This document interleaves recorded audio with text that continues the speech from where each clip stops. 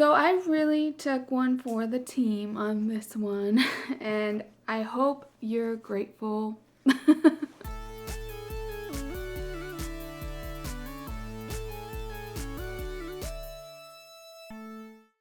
Hello and welcome back to the Miscellaneous channel where we do miscellaneous things. I'm Zeleny. I typically cover pop culture, internet trends, and other miscellaneous things on this channel, so subscribe if that's your vibe. I want to be honest and say that I was not excited to watch this show, and I wasn't intending to. I figured a lot of people might not want to watch the show or give it views for Netflix and just want to hear a recap of what's addressed, what exactly is in it, and I can provide that for you. Some of my soul may die, but it's a sacrifice I am willing to make. So a lot of gay media came out this week, and I'll make some separate videos about the other things that came out. Coming Out Colton was the only show or thing that came out that I was not excited to watch. In this video, I plan to give you a full recap episode by episode, as well as address some of my general opinions on the show and the backlash that I've seen online. I want to give some disclaimers that I am not a gay man, but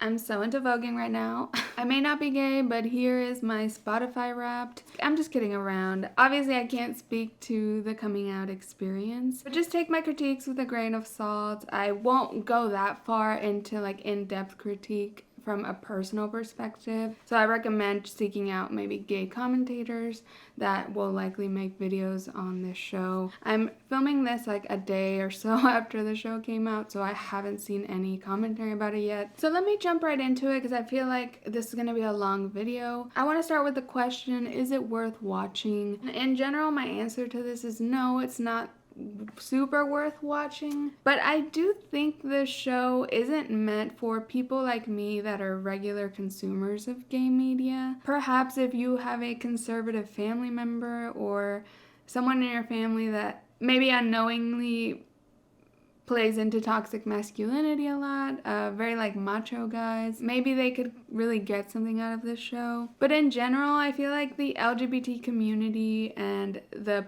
audience that regularly interacts with it isn't gonna get much out of this show. It's very white bread, very introductory, very mask. This might be a good show for like uninformed heterosexuals. And I do want to say, because I think this is what people are most curious about, it does feel like the production team of the show did their homework about what to include. They saw the backlash when it was announced. This show had a big reaction on social media, but the production did try to address the various criticisms. They do fully directly address the Cassie situation. Colton gives his side of the story. His side of the story isn't different from like what people know, but he gives sort of his reasoning behind why he acted. So I'll get to that part in the recap. But it is addressed head on. A big criticism was that when he first did his interview coming out, he did not address Cassie at all. The production team at least did try to cover their bases. Gus Kenworthy, who is the gay Olympian skier or snowboarder, he was a big part of this show, giving like advice to Colton and guiding him. In the original announcement, his title was he was Colton's gay guide. So Gus Kenworthy tried to bring in conversations about intersectionality, transphobia, and in general, they tried to bring in at least a very elementary discussion of gay history. So they made sure that Colton got a basic education on that, as well as including it in for the audience. Overall, the show was not as bad as I expected. It's still not a show that I would like rewatch or want to watch aside from having this YouTube channel, but at least they covered a few things I wasn't expecting them to. It's not totally worth watching for me, but it's probably not as bad as you're thinking it's going to be. Let me backtrack and talk a little bit about Coming Out Colton. This series is on Netflix and it's somewhere between reality TV and documentary. I think it leans more towards reality TV. It premiered on December 3rd of 2021 and it comprises 6 episodes that are all around 30 minutes. And the premise of the show is that it follows Colton Underwood, a reality TV show personality and ex-NFL player who was the lead of the 23rd season of The Bachelor. In 2019, 2019 and who publicly came out in April of 2021. He came out as gay, if that's not clear. It starts with his parents, like the first people he comes out to, and ends with him coming out publicly. I'm a little confused about how he brought in the documentary crew so early. It shows him coming out to his mom and his dad and his family and all that. It does seem like it's the first time these people are hearing the news. So I don't know how all of that came together, but I did find it weird that like the show starts literally before he tells his own mom. At first I was like, oh, maybe it's a reenactment and the mom is like pretending that she's hearing this for the first time, but like she seems really shocked when he tells her, so maybe she's a really good actress, or maybe I'm a bad judge. I'm generally a bad judge of acting, like I'll believe anything. It's kind of weird how filming started so early in the coming out process, and it just feels like, how did you anticipate this would be like a whole thing? I don't know. So let's break down the episodes, and I'm gonna try to go fast, but this video might be long. I'm sorry. I'm trying to recap every episode. There's only 6 episodes, so it's not too bad for recap, and they're not too long. So the way the episodes were divided, I liked how they did this. I think it was a well organized way. It just feels weird to organize like you're coming out so methodically, but whatever. So the episodes are divided on like generally who he's talking to in that episode. So episode 1 is called Family. Throughout this episode is when he comes out to all of his immediate family. Before the episode begins, they have like this season on Coming Out Colton, and it shows like a highlight reel of the rest of the episodes. If you're really curious about the show but don't want to watch it all, I recommend just watching those first 2 minutes or whatever that highlight the season, because it was a pretty accurate recap of the whole season. They made it dramatic with reality TV music and all that, but I think you can get a good feel for everything that happens in the 6 episodes. So episode 1 is Family. He starts with telling his mom, who is pretty shocked about it. She reacts a little bit like conservative, like I'm confused, like what? But overall she is supportive. She's like, I love you no matter what.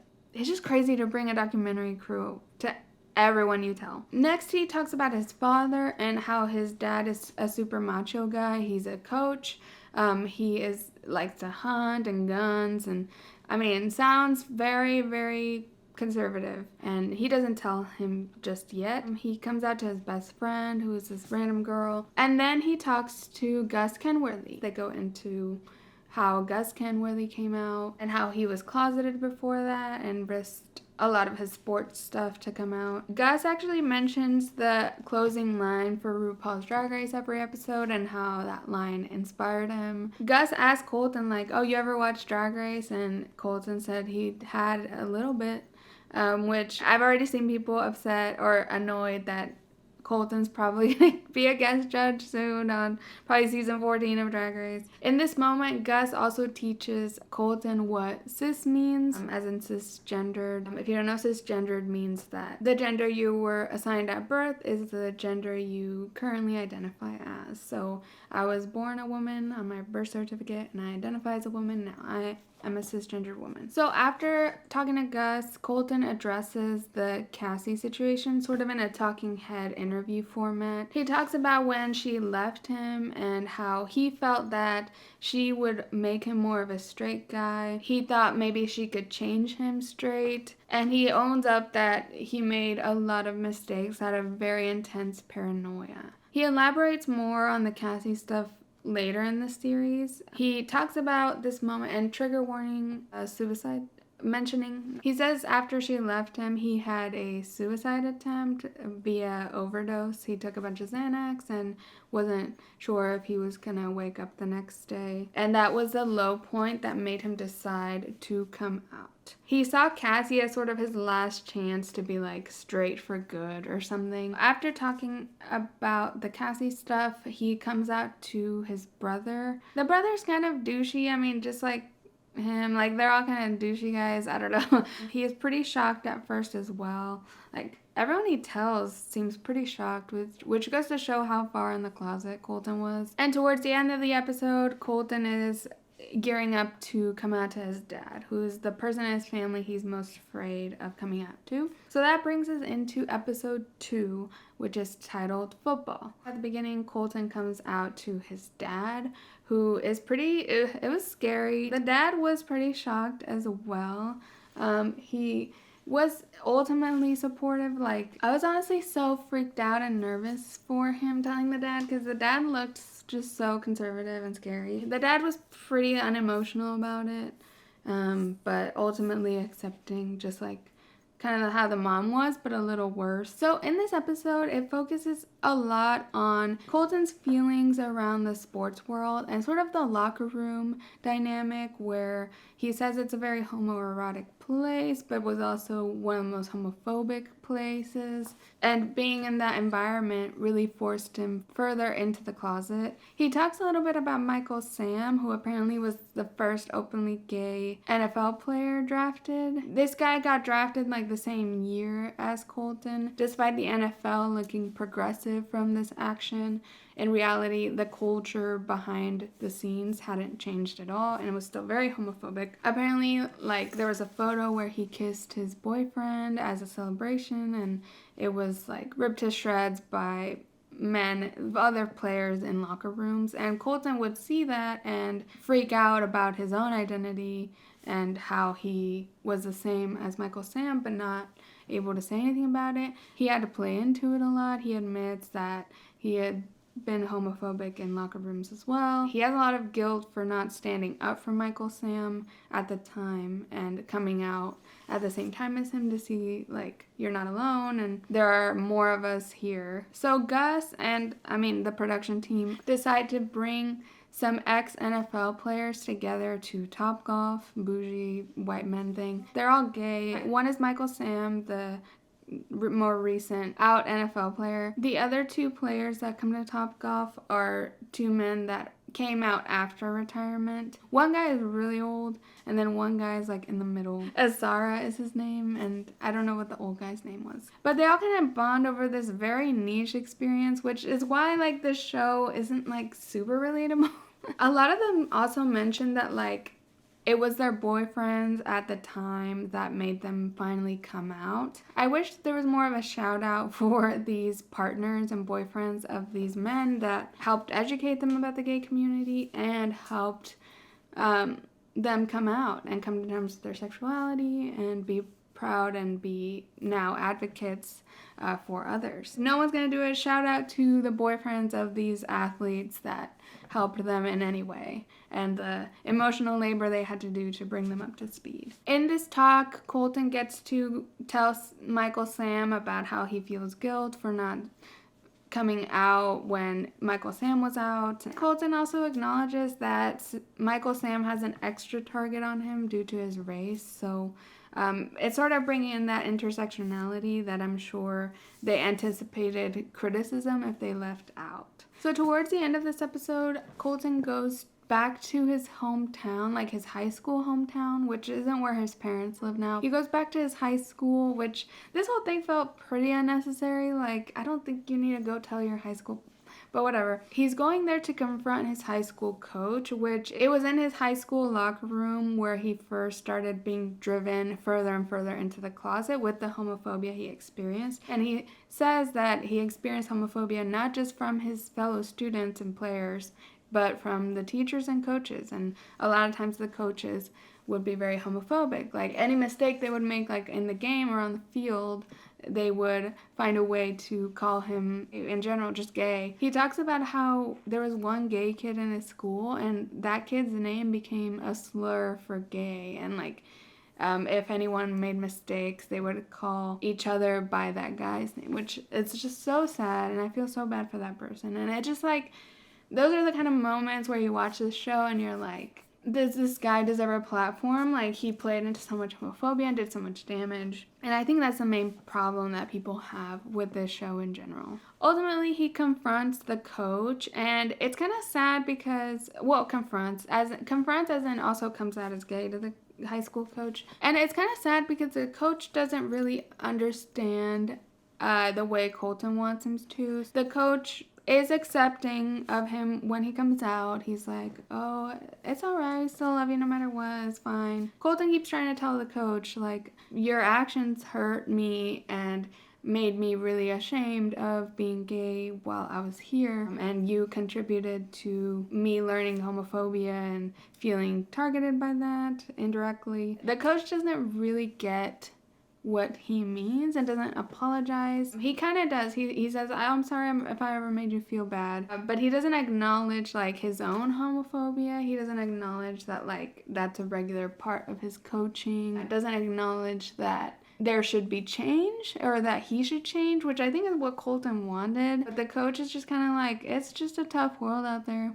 It was a very, like, it is what it is attitude towards homophobia in sports. Next, let's move on to episode 3, which is titled Friends. And the coach stuff bleeds into the beginning of this episode, but they wrap it up and move on. And this episode mostly centers around gay friends. So Colton comes out to this podcast host. He is a podcast host for the CMT, which I think is it's a country music thing. I don't know that much about it, but Colton said he went on his podcast before and they were kind of friends, so Colton came out to him. I think Colton relates to, like, being, like, more conservative or more in the country side of things, you know what I mean? He asked this podcast host to help him get gay friends. This episode was one of the more useless ones, I thought, for this show. Like, some of the episodes on the show were kind of impactful. I think the one with the coach and addressing the sports world and the toxic masculinity, because that world is so behind on being inclusive, felt more, like, compelling. There's also the next episode, which is about church, which I'll get to, which was also pretty impactful in my opinion. But some of the other episodes were kind of just dumb and, like, felt more played up for the camera. It's very, like, ooh, let's teach you gay culture and about gays. Colton goes to Nashville to meet some gay men and gay friends of this podcast host. He doesn't know how to be around gays. He doesn't know how to flirt. They throw him, like, a coming out party on a party bus. Jaden Dior Fierce is there, who is a queen from RuPaul's Drag Race season 7, and I was happy to see her. I don't see her in a lot of stuff, and she should be on All Stars, honestly, but it was cool to see her. Gus then takes him to a sex shop, which this part was, like, the cringiest of the whole show because it was very, like, what's that and what's that, and it's just like, Colton, you know what that is. Like, they were really playing up his naivety and innocence about gayness, and, like, Gus calls him a golden retriever, calls him a baby gay, and they just really, like, try to make him so innocent and pure. He mentions later in the series he watched gay porn at a young age and stuff. Like, he's pointing at a harness in the sex shop, like, what's that? Like, girl, you've seen it before. You know, you can't tell me he wasn't on the DL doing a lot of things when he was closeted. So Gus is kind of, like, more into it, and, like, he's very sex positive, and Colton's all shy about it. This is the moment where Gus also mentions PrEP and U equals U, undetectable is untransmittable. They probably should have had that conversation longer. I thought they glossed over that stuff a little bit, but at least it was mentioned. So the sex shop actually happened before the party bus. My bad, I mixed those up. We're back on the party bus. They're talking. It's just so, like, it's a party with Jaden Dior Fierce and then, like, 15 Colton clones. Like, it is all white, gay, muscle guys on this party bus, and it just feels very, like the jokes they're making, they're so unfunny. I felt bad for Jaden Dior Fierce having to, well, hopefully she got paid well and stuff. But, like, having to entertain, like, these boring ass men. They sort of asked him about his favorite diva. He said he likes Britney. He said he couldn't tell the difference between Gaga or Kesha, which I wish he would have left that in 2009, but here we are. So after this, they move the party back to, like, his hotel room or suite or whatever this is. All of the men are looking around. They're getting a tour of the place. They're looking at a shower, trying to, like, fit into it. Like with clothes, they're just touring it, but it's just, like, they're really trying to set the scene for Colton to hook up. And throughout the night, they keep trying to push him towards certain guys. They play this game where they, like, play ping pong and they hit each other in the back with ping pong balls. I don't know, It seems like a flirtatious kind of game, but it seemed really difficult. Colton just kind of makes awkward conversation. It's pretty cringy with the other guys. And then his friends sort of come up to him and are like, what the hell? Like, you're putting up a wall. You're being, like, annoying, kind of. Colton's just like, I don't like any of these guys. I want an emotional connection. I don't want to hook up. Gus is just like, you should, though. So after this, Gus, instead of the party gay scene, he introduces him to a suburban gay couple who has kids. Colton vibes a lot more with that. He's like, I want this. Like, I want kids, like, right now. And he's really obsessed with having kids. So next is episode 4, which is called Church. And I think this was the most interesting episode, the most impactful. If you're trying to not watch the whole thing or maybe just watch one episode, this is the most, like, interesting, but it's also the most, like, hard to hear. So if you're sensitive to homophobia, don't watch this. At the beginning of this episode, he gathers with Gus and the podcast host friend for more of like a chill drinking night at his place. They're all drinking wine out of penis straws, which, like, I didn't know anyone used those outside of bachelorette parties, which in and of itself is cringy.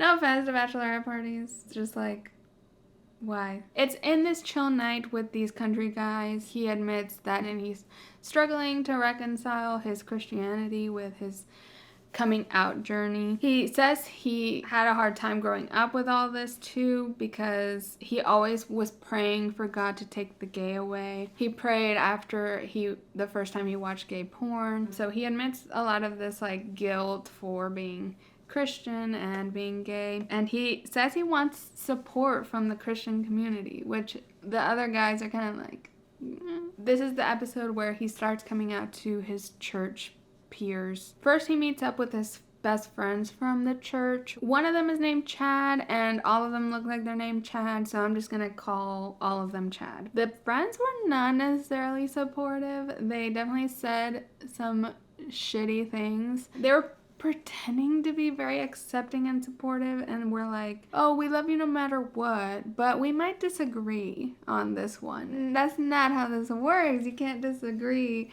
with me being, another Chad is like, I want to see what our pastor says about this and sort of follow his lead.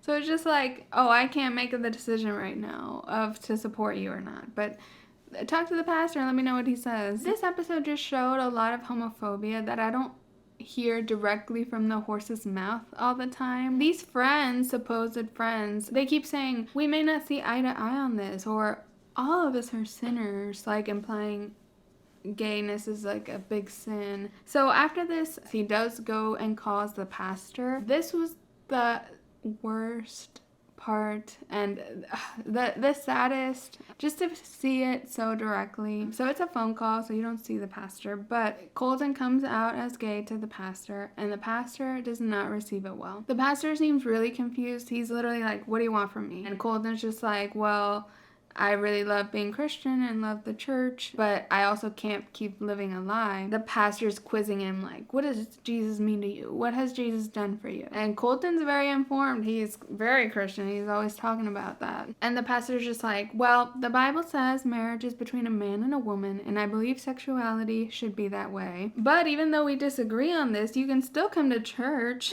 He keeps saying the sin of homosexuality is really, really bad. He keeps insisting it's a sin, that Jesus wants to cleanse him of it. And this whole time, Colton's obviously breaking down, like he's crying, not making it clear to the priest, like not sobbing, but he's visibly crying a lot. People really hate on Colton for what he's done in the past, but like this was hard to watch, just seeing someone be so blatantly rude to a gay person. And I know it's nothing new, but like I'm so far removed from organized religion that like I don't see it firsthand a lot, and seeing it on the show was just really sad. At the end, like Colton's trying to tell him like there's this Bible verse that's my favorite that inspired me to come out and live my truth, and that's how I interpret this verse, that Jesus loves me no matter what and loves me for how God made me and things like that. And the pastor's literally like, oh, you're interpreting that wrong.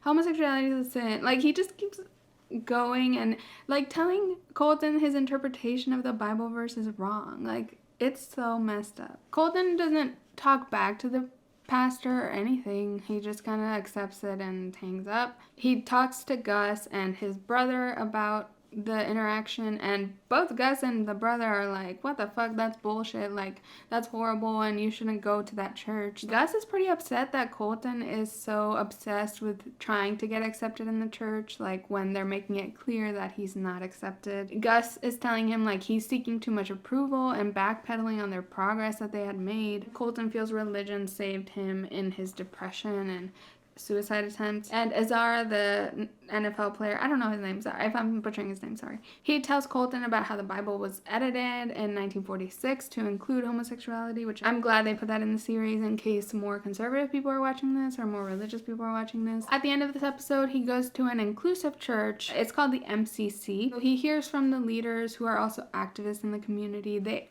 have some really interesting stories of these people at this church, and I'm just like, where's the documentary about them? And at the very end of this episode, Colton goes on this hike by himself, being pensive, and determines that his relationship with God and religion is between him and God. So next is episode 5, and that is the public. All of these episodes before are before he came out on Good Morning America to the public. This episode starts off with him asking Gus if he has any regrets about coming out publicly. I think they sort of try to anticipate what some of the reaction will be. They're trying to decide what's the best course of action for coming out, like social media posts versus interview versus magazine. Gus talks about how he came out on a print publication, like in a magazine interview. Colton sort of is talking about how he went on The Bachelor to try to become more straight, and because of that, Gus recommends a tell-all type interview will be the best route. Gus says he kind of owes it to the public to explain why he went on The Bachelor and all the Cassie stuff a little bit, or just like The Bachelor stuff in general. So after this, he talks to his dad again, and they're trying to brainstorm who to do the interview with. The dad at first is like, oh, maybe Ellen, because you know her. The dad's like, actually, maybe Ellen's not the best at this time.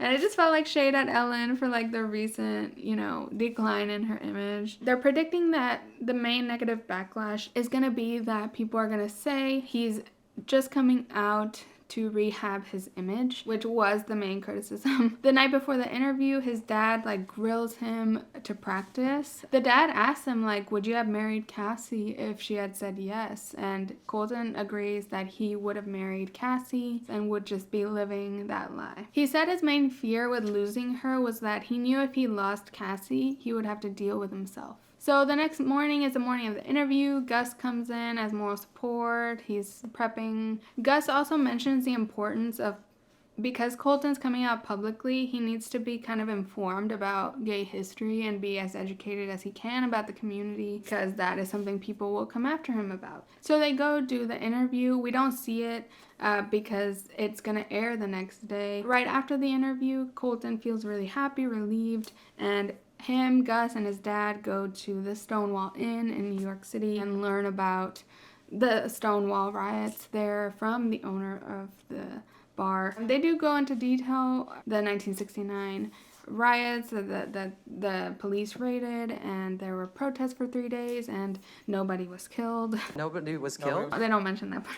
They also talk about more recent things in gay history, so the recent law that made it illegal to discriminate in the workplace for sexuality. That's a really recent law. So after this, the interview airs. They discuss how he hasn't talked to Cassie and that she is going to find out through this interview. They watch it on TV and Colton cries, and then his phone starts blowing up. Something I liked about watching this series, or this episode in particular about coming out to the public, I love seeing the behind the scenes of a big pop culture moment about to happen and then happen. I wish for every pop culture news story there was a mini documentary about behind the scenes of dropping it, because it's just so fascinating to me to see the other side of someone dropping a bomb on pop culture news. Just as a fan of pop culture news, I'm just I love seeing them waiting and then knowing the interview's gonna happen, watching the interview, and then his phone immediately blows up and they start seeing all of the reactions. So they start reading tweets of celebrities supporting Andy Cohen, Billy Eichner, other Bachelor Nation alums supporting, and then he starts trending. and then Cassie's name starts trending, and then they start reading the backlash. It's just so fascinating to watch, like, the other side of seeing backlash to something. Like, I eat that shit up. Okay. So he's reading all this hate about how he's still a stalker and abuser to Cassie. He's a horrible person. He's just doing this for attention and all of that. He's encouraged by Gus and his dad to, like, stop looking at it. And that leads us into the final episode, which is called The Past and the Future. At the beginning of this episode, Colton is really bogged down by the hate. Like, the negative reaction has become so big that he's surprised. He's literally like, I didn't expect the negative reaction to be this bad. What privilege. He's reading all these headlines calling him out. He mentions in this part that he's legally not allowed to talk about Cassie that much. I don't know how much that is true, but that's why he didn't talk about her in the GMA interview. Well, after this, he goes back to the MCC, the inclusive church he had gone to. He's there to talk to this reverend who is a trans woman, and she's very wise, helps him sort of like therapy, figure out how he's feeling about the backlash, and the backlash specifically to all of the Cassie stuff, which is like his worst transgression. He admits to her that he was really mentally unstable when he was with Cassie, getting all of that brought up. He feels bad for Cassie and her family. He admits he puts Cassie through hell. The Reverend tells him, like, you're just trying to apologize to her to feel better about yourself. Like, I like how she gave him a lot of tough love and was like, you just need to live with this. Like, you did damage, and she talks about her own life and how she did damage to her previous partner. You have to acknowledge that you did this, accept that that's just gonna follow you. And she's telling him, like, you need to find out who you are and stop trying to play some part of, like, all these roles he's trying to fit into. After this talk, he meets up with some of Cassie's friends who I think are gay. One of them references himself being gay. So Colton meets up with Cassie's friends. Obviously, he can't meet up with Cassie. He apologizes to the friends, and the friends tell him, like, there's no excuse for what you did to Cassie. They confront him. They're like, your gayness doesn't excuse you. But it's interesting because the friend does have some empathy for what Colton is going through, and because the friend is gay, he understands that the coming out journey can damage a lot. So I think he understands more than before, but he still doesn't excuse him, obviously, from what he did. And this confrontation of the friend, like Cassie's friend, was pretty satisfying as someone that was, like, critical of Colton and what he did. It just felt nice to have someone directly being like, what you did was fucked up to her, and you really fucked her up. What you put her through was bullshit. And then after this, Colton goes to Fran Drescher's house, like the nanny. Her ex-husband is there too. Peter, who is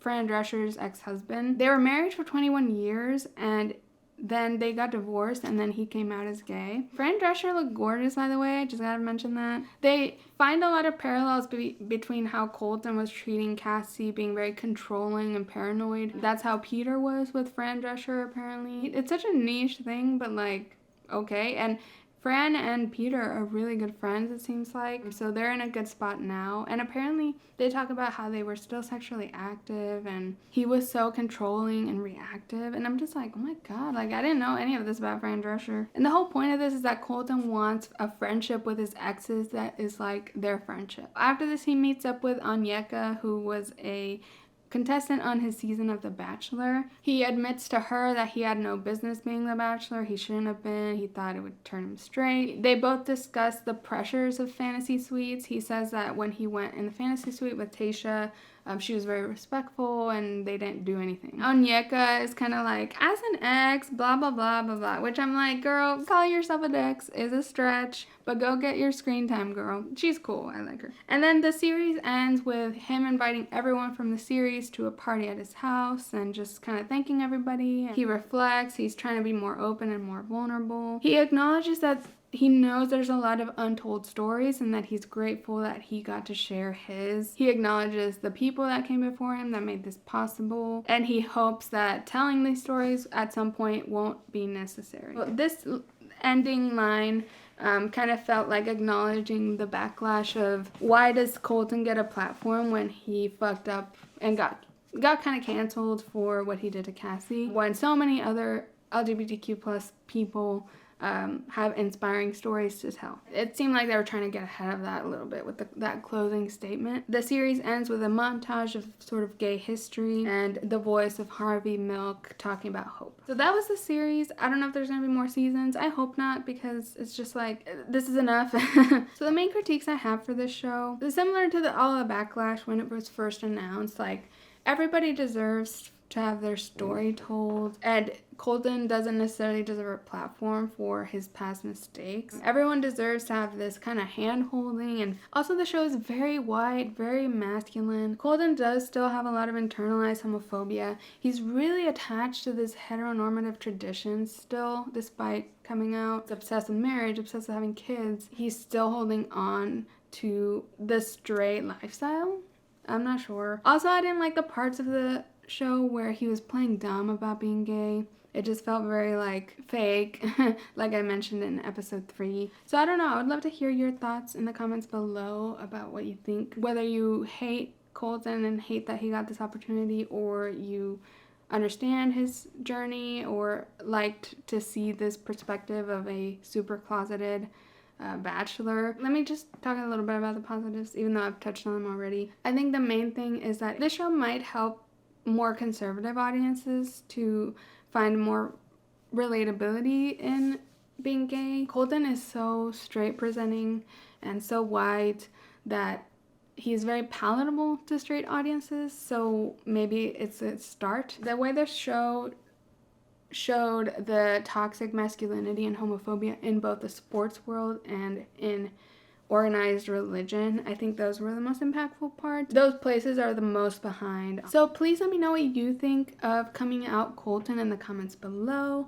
What was addressed? Was there anything that wasn't addressed that you were expecting, or something that surprised you? I would love to hear about it. If you hate this show or love it, it's valid. Like, I would love to hear your thoughts, especially if you're part of the LGBT community. I would love to hear your perspective. Please like this video and subscribe to my channel if you enjoyed. I put out new videos twice a week about pop culture, internet trends, and other miscellaneous things. And you can follow me at Miscellaneous on Instagram or Twitter to find out about new videos, or just turn on the bell notification here on YouTube. Thanks so much for watching, and I'll catch you in the next one. Bye!